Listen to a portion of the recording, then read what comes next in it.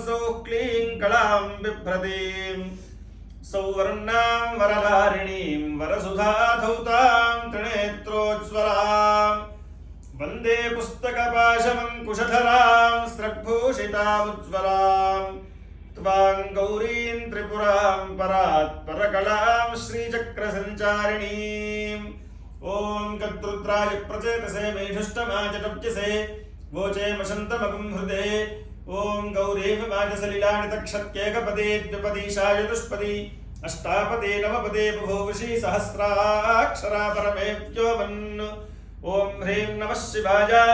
अस्मिन् कलशे श्री गौरी समेत आदित्यात्मक श्रीरुद्रमावाहयामि स्थापयामि पूजयामि।